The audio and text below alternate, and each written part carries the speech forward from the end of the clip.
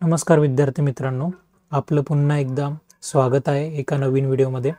बघा, या व्हिडिओमध्ये आपण इयत्ता 8वीचा दुसरा पाठ बघणार आहोत, युरोप आणि भारत। आता बघा, हा पाठ महत्त्वाचा आहे कारण की याआधी टीईटी मध्ये या पाठातनं प्रश्न विचारला गेलेला आहे। चला तर मग पाठाला सुरुवात करूया। बघा, प्रबोधन युग म्हणजे काय, तर युरोपचा जो काही इतिहास आहे त्या युरोपच्या इतिहासामध्ये जो मध्ययुगाचा अखेरचा टप्पा आहे म्हणजे 13वे ते 16वे शतक, हा जो काही कालावधी आहे यालाच प्रबोधन युग असं म्हटलं गेलं।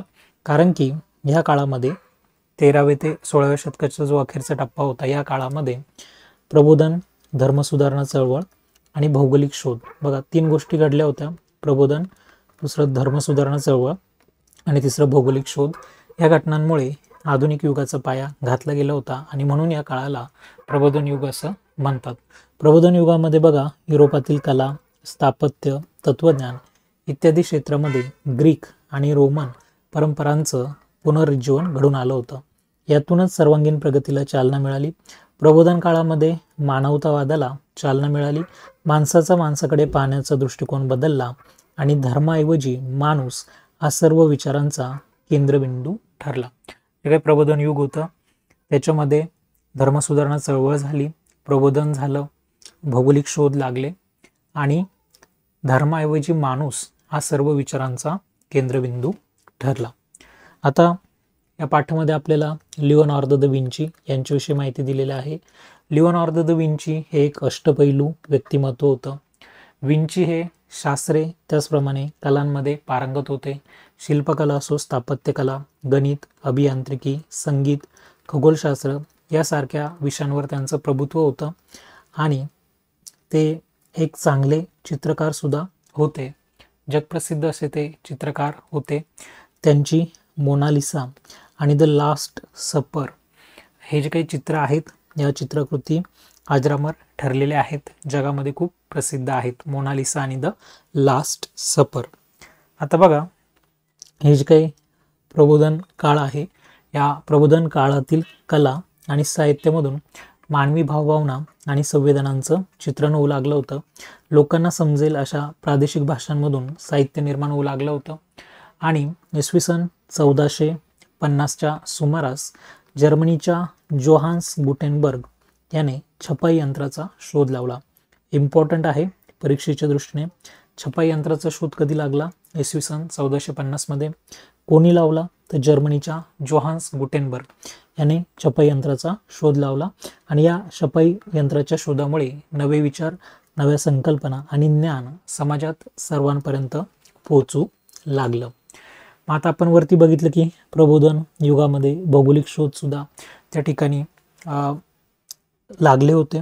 तर भौगोलिक शोध लागण्यामागचं कारण असं होतं की 1453 मध्ये जे ऑटोमन तुर्क होते, या ऑटोमन तुर्कांनी बायझंटन साम्राज्याची राजधानी कॉन्स्टँटिनोपल, ज्याला आपण इस्तंबूल असं म्हणतो, ते जिंकून घेतलं होतं। बघा, जे ऑटोमन तुर्क होते यांनी कॉन्स्टँटिनोपल, जी बायझंटाईन साम्राज्याची राजधानी होती, ही 1453 मध्ये जिंकून घेतलेली होती आणि कॉन्स्टँटिनोपल शहरातून आशिया आणि युरोप यांना जोडणारे जे काही खुष्कीचे व्यापारी मार्ग होते ते व्यापारी मार्ग तुर्कांनी बंद केले आणि त्याच्यामुळे युरोपीय देशांना आशियाकडे जाणाऱ्या नव्या मार्गांचा शोध घेणं आवश्यक वाटू लागलं आणि यातूनच मग भौगोलिक शोधांचं एक नवीन पर्व सुरू झालं।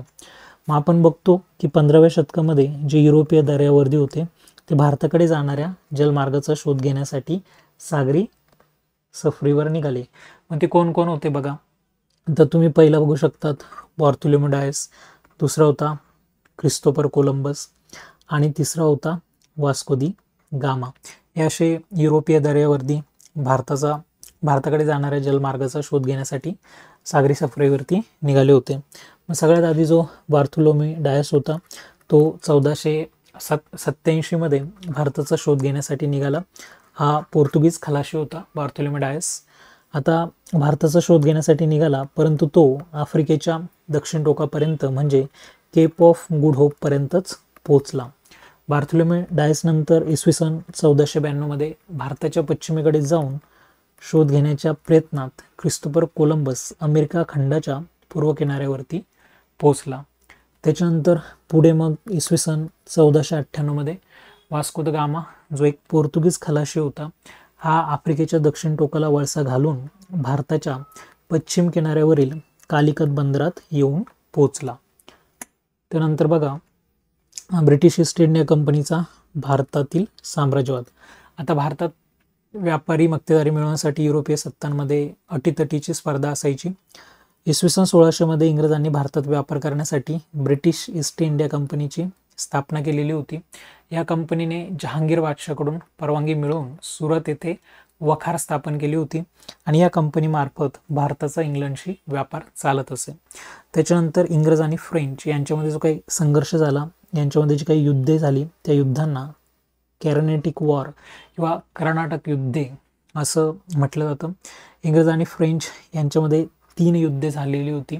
ते एकमेकांचे प्रतिस्पर्धी होते, व्यापारामध्ये ते एकमेकांचे प्रतिस्पर्धी होते. आता ही जी काही 3 युद्ध झाली, तर त्या तिसऱ्या कर्नाटक युद्धामध्ये इंग्रजांनी फ्रेंचांचा पराभव केला आणि अशा प्रकारे ब्रिटिश ईस्ट इंडिया कंपनीला भारतात कोणीच प्रबळ युरोपीय स्पर्धक उरला नाही. मग बंगालमध्ये ब्रिटिश ईस्ट इंडिया कंपनीने आपला सत्तेचा पाया घातला. बंगाल प्रांत हा भारतातील अत्यंत समृद्ध संपन्न असा प्रांत होता. इसवी सन 1756 साली सिराज उद्दौला हा बंगालच्या नवाबपदी आला. ईस्ट इंडिया कंपनीचे अधिकारी मुघल बादशाहकडून बंगाल प्रांतात मिळालेल्या व्यापारी सवलतींचा गैरवापर करायचे. इंग्रजांनी नवाबाची परवानगी न घेता कोलकाता येथील आपल्या वखारीभोवती तटबंदी उभारली. यामुळे जो सिराज उद्दौला होता याने इंग्रजांवरती चाल केली आणि कोलकात्याची वखार काबीज केली. या घटनेने इंग्रजांमध्ये असंतोष निर्माण झाला. जो रॉबर्ट क्लाइव्ह होता याने मुत्सद्देगिरीने सिराज उद्दौलाचा जो सेनापती होता मीर जाफर याला नवाब पदाचं आमिष दाखवलं आणि रॉबर्ट क्लाइव्हने त्याला आपल्या बाजूने वळवून घेतलं. अशा प्रकारे 1757 मध्ये प्लासी या ठिकाणी नवाब सिराज उद्दौला आणि इंग्रज ह्या सैन्याची गाठ पडली. परंतु जो मीर जाफर होता सिराज उद्दौलाचा सेनापती, त्याने जे लष्कर होतं ते युद्धात उतरवलंच नाही आणि अशा पद्धतीने सिराज उद्दौलाचा पराभव झाला. तर रॉबर्ट क्लाइव्हने जी काही मुत्सद्देगिरी केली होती त्याच्यामुळे या ठिकाणी सिराज उद्दौलाचा पराभव झालेला होता आणि ह्याच प्लासीच्या युद्धावरती आपल्याला TET प्रश्न विचारला गेलेला आहे. रॉबर्ट क्लाइव्हच्या मुत्सद्देगिरीशी संबंधित तो ऑप्शन बरोबर होता उत्तरामध्ये. त्यानंतर बघा इंग्रजांच्या पाठिंब्यामुळे जो मीर जाफर होता तो मग सिराज उद्दौलानंतर बंगालचा नवाब बनला. पण मीर जाफरने इंग्रजांना विरोध करताच मीर जाफरचा जो जावई होता मीर कासिम याला इंग्रजांनी नवाब बनवलं.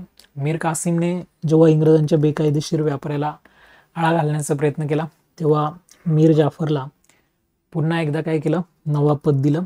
मीर कासिमला पदावरनं दूर केलं.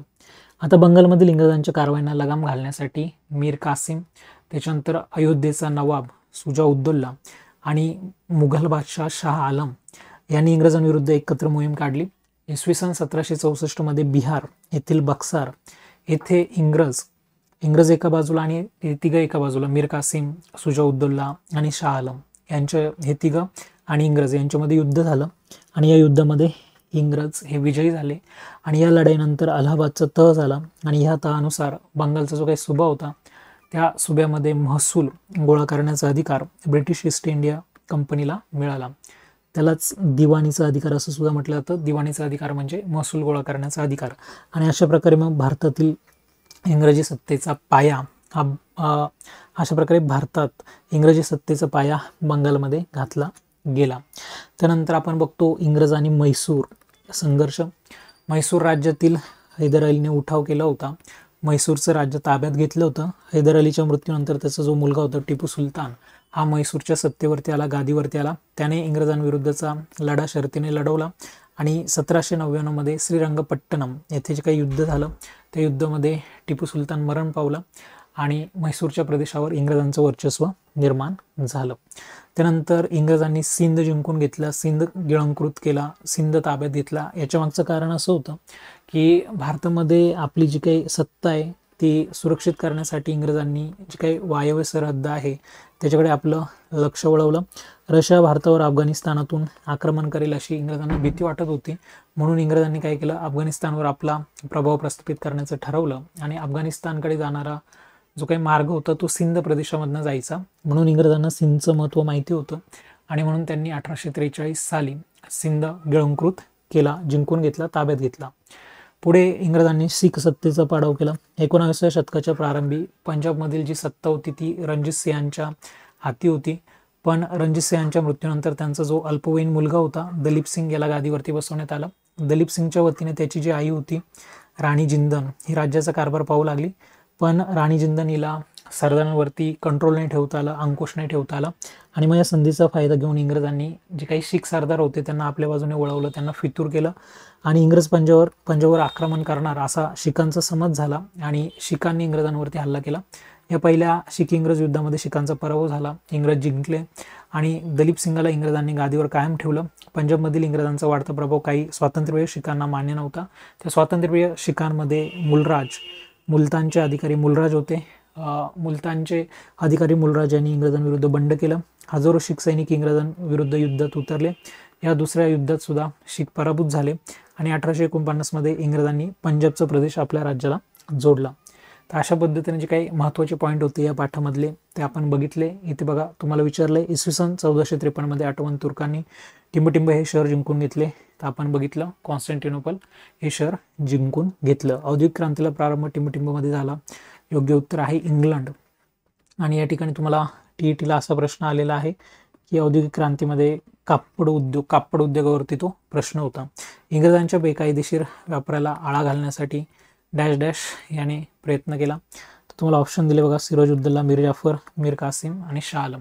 तुम्ही जर व्हिडिओ व्यवस्थित बघितला असेल तर तुम्हाला नक्कीच या प्रश्नाचं उत्तर त्या ठिकाणी देता येईल.